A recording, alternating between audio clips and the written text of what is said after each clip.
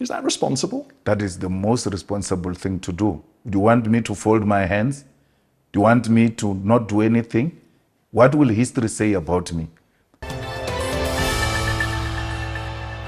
Hi there. So now, nowadays, you come across these interviews by African leaders being asked, tough questions, and the intelligent answers that they are giving nowadays are actually very interesting. Now, in this next part, I'm going to show you a part of an interview between BBC Hard Talk presenter or host and South Africa's economic freedom fighter leader, Julious Malema, about the support South Africa is allegedly giving Russia.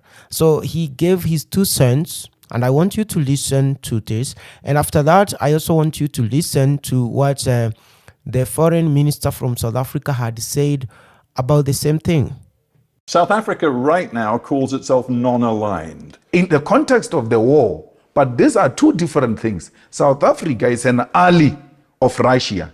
Now, the second question is, where does South Africa stand on the war? It says I'm a non-aligned in relation to war, but Russia remains South Africa's friend. So we cannot create confusion around there.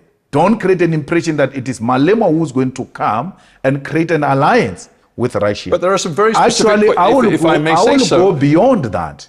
I will go beyond the friendship with Russia, and in the war, I will align with Russia, and I will even supply the weapons to Russia.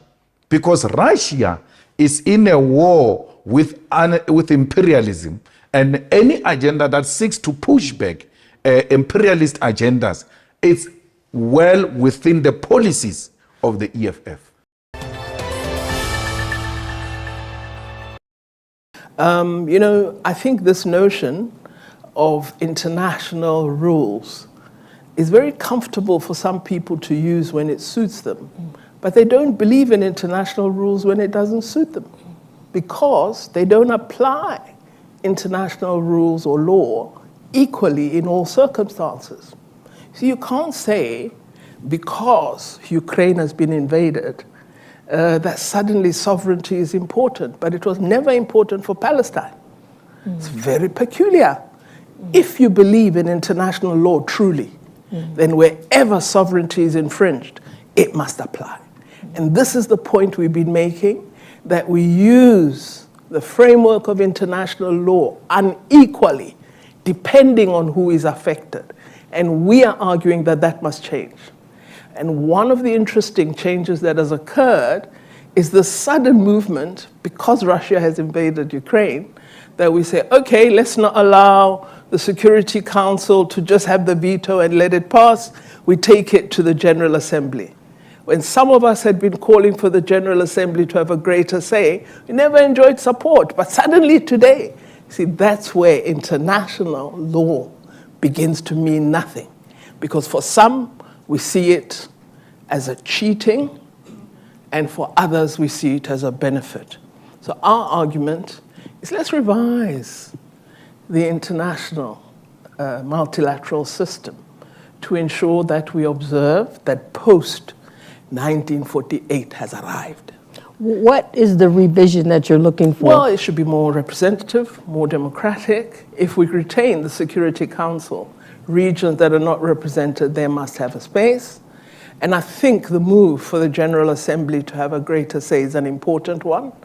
And it should be for everybody, not one country. So already the signs are there.